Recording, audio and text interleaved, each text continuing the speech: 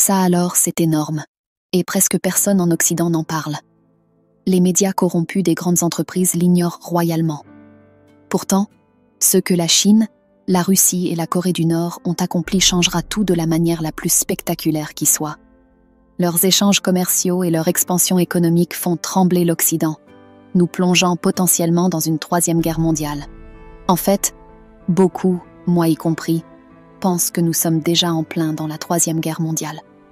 Attendez de voir quand les véritables hostilités éclateront, car c'est ainsi que Washington perçoit honnêtement le monde. Plutôt que d'investir des milliards dans leur propre infrastructure aux États-Unis, de bâtir leur propre initiative ceinture et route, avec de nouveaux réseaux ferroviaires, d'infrastructures et de voies maritimes, non, ils préfèrent enrichir le complexe militaro-industriel en donnant cet argent à des fabricants d'armes comme Raytheon et Northrop Grumman, enrichissant ainsi ces magnats. Pendant ce temps, des gens dorment dans les rues des États-Unis, le nombre de sans-abri augmentant considérablement cette année. Les routes et les ponts sont en déplorable état, la criminalité atteint des sommets, et apparemment, tout va bien en Amérique. Ils préfèrent donc engraisser ces contrats de défense. Mais cette semaine, nous avons reçu un signe on ne peut plus clair que l'Occident est en train de devenir désespéré. Et les gens désespérés font des choses très dangereuses. Le secrétaire général de l'armée de l'air des États-Unis déclare que la Chine se prépare à la guerre contre les États-Unis. Imaginez cela. Pourquoi la Chine se préparerait-elle à la guerre contre les États-Unis ? Les commentateurs à la télévision affirment que la Chine représente la principale menace, et ils préconisent activement des mesures de préparation à la guerre. Ils s'assuraient simplement que ces troupes comprennent bien que la guerre pourrait être imminente. Nous avons tous dit la même chose, que la Chine a actuellement un avantage militaire, plus de navires, plus d'avions, et certainement plus de missiles. C'est là que le général veut en venir, car il sait qu'ils sont vulnérables et qu'ils devront y remédier. Oui, les milliards de dollars qu'ils dépensent chaque année pour leurs armées ne sont tout simplement pas suffisants. Ils ont besoin de plus d'armes. Et comme par magie, la semaine dernière, l'OTAN a lancé ses plus grandes manœuvres militaires à ce jour pour montrer à la Chine et à la Russie qu'ils sont sérieux. Le Pentagone a annoncé qu'il était en train de défricher la jungle pour construire de toutes nouvelles bases militaires près de la Chine. Attendez une seconde. Où sont passés les défenseurs de l'environnement libéraux, déboisant une forêt pour construire encore une autre base militaire ? Si vous tenez le compte, les États-Unis comptent désormais plus de 960 bases militaires à travers le monde. Et regardez combien se trouvent dans le jardin arrière de la Chine. Dans cette interview, les États-Unis disent également qu'ils sont en train de réhabiliter d'anciennes pistes de la Seconde Guerre mondiale dans le Pacifique en préparation à la guerre. Alors pourquoi la Chine se prépare-t-elle à la guerre ? Je n'arrive pas à comprendre. Bien sûr, vous connaissez la réponse. Tandis que le timing de ces annonces de l'OTAN était parfait, le leader nord-coréen Kim Jong-un voyageait en train blindé jusqu'à Moscou, où il rencontrait Poutine et convenait d'étendre leurs partenariats commerciaux et militaires. Il visitait des installations militaires, inspectait des installations aéronautiques. Il a informé le président Poutine de sa volonté de collaborer dans la lutte contre l'impérialisme occidental, ce qui suscite une vive préoccupation au sein de l'Occident. La Rand Corporation, un groupe de réflexion de Washington, veut que les États-Unis aillent en guerre contre la Russie et la Chine de la pire des manières.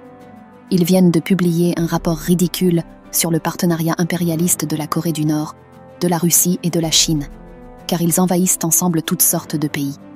Peut-être ont-ils oublié le fait que les États-Unis ont désormais 960 bases militaires, des dizaines se trouvant juste à la porte de la Chine et de la Russie. Mais l'impérialisme, peut-être qu'il devrait se regarder un peu dans le miroir. Le rapport propose 3 solutions pour faire face à la menace russe et chinoise. Les 3 solutions sont toutes basées sur le militaire, c'est risible. La première consiste, disent-ils, à élaborer un meilleur plan pour entrer en guerre. Comment mener exactement une guerre moderne ? La deuxième, disent-ils, est de développer de nouvelles armes massives et des capacités de combat à utiliser contre la Russie, la Chine et la Corée du Nord. Donc, des armes.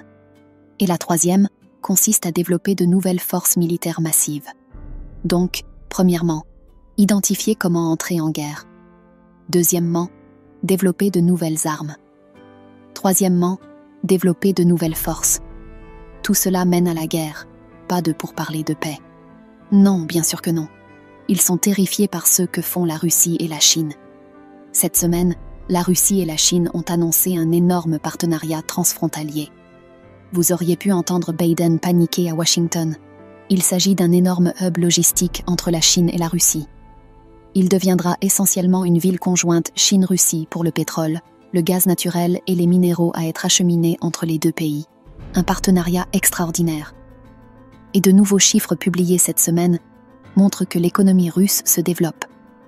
La Russie, la Chine, les pays des BRICS ont maintenant convenu d'utiliser l'or comme principal soutien de leur nouvelle monnaie internationale pour régler les transactions. Ils viennent de décider cela il y a quelques semaines. Et bien sûr, nous savions que cela allait arriver. C'est pourquoi la Chine, la Russie, l'Inde achètent autant d'or que possible. Rappelez-vous, dans l'Occident, on nous dit que l'économie russe s'effondre à cause des sanctions. Cependant, la réalité est tout autre. Les sanctions ratées de l'Occident contre ces pays n'ont fait de mal qu'à l'Europe et aux États-Unis. Ce matin, l'Europe continue de voir l'euro chuter, avec plusieurs séances de pertes. Mauvaise nouvelle partout en Europe, avec des entreprises qui ferment et des licenciements qui continuent d'augmenter. Et Bloomberg rapporte il y a 3 jours que les entreprises russes retirent des milliards des économies européennes et rapatrient cet argent en Russie, réinvestissant ces milliards en Russie au lieu de l'Europe. Et on nous dit que la Chine est censée s'effondrer grâce aux sanctions occidentales. Alors, est-ce vrai? Eh bien, selon de nouvelles données de cette semaine, c'est le contraire qui se produit. La Chine a lancé la puce radar de semi-conducteurs la plus avancée au monde. Comment ont-ils pu faire cela sous sanctions d'ailleurs? Ils n'étaient pas censés pouvoir faire tout ça. Je suppose qu'ils ont trouvé une faille. Et selon de nouvelles données de cette semaine, l'économie chinoise a connu une croissance massive. Les investisseurs se sont ralliés et ont commencé à acheter beaucoup d'actions chinoises grâce à cette nouvelle en provenance de Chine. Pendant ce temps, aux États-Unis, les chiffres de l'inflation sont en hausse rapide. Nous pourrions voir des taux hypothécaires à 2 chiffres très bientôt. Oui, j'ai bien dit des taux hypothécaires à 2 chiffres. Mieux vaut verrouiller ces hypothèques maintenant, surtout si vous envisagez d'acheter des biens immobiliers à des fins d'investissement aux États-Unis. Les États-Unis sont vraiment en difficulté à cause de ces sanctions russes. J'ai parlé cette semaine à l'économiste Peter Schiff, qui affirme que l'administration Biden ment au sujet de l'inflation. Lorsque Joe Biden parle de la diminution de l'inflation, il doit d'abord assumer une part de responsabilité pour son augmentation. Donc, ce mythe selon lequel le problème de l'inflation est résolu est faux. Il ne fait que commencer. Et bien sûr, la seule issue pour eux maintenant, c'est la guerre. C'est exactement ce vers quoi tout cela pointe. Tucker Carlson souligne que la guerre chaude avec la Russie arrive et qu'elle se produira dans les prochains mois. Que vont-ils faire? Ils vont entrer en guerre avec la Russie, voilà ce qu'ils vont faire. Tôt ou tard, il y aura une guerre chaude entre les États-Unis et la Russie. Vraiment, dites-vous, à la veille de... Oui, bien sûr, ils le veulent de toute façon. Et je veux juste que vous sachiez que la menace ici n'est pas encore militaire, elle est économique. C'est le déclin du dollar américain. Ils essaieront de faire croire que la Chine est sur le point de les envahir, ou que la Russie s'apprête à envahir le reste de l'Europe. C'est un mensonge, bien sûr. Le retrait complet du dollar américain en tant que monnaie de réserve est au cœur de cette histoire.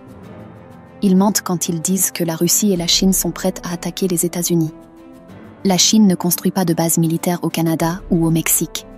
La Chine ne dispose pas de nombreux minéraux précieux et de pétrole. Elle a donc besoin de ce partenariat avec la Russie. La Russie, quant à elle, n'a pas de semi-conducteurs et d'électronique. Donc elle en a besoin de la Chine. C'est une excellente relation symbiotique qui a augmenté de plus de 40% depuis le début de la guerre. Et Biden en est à l'origine. En effet, il est indéniable que le président des États-Unis a rapproché la Russie et la Chine. L'Arabie Saoudite, la Corée du Nord, tous sont plus proches grâce au président des États-Unis.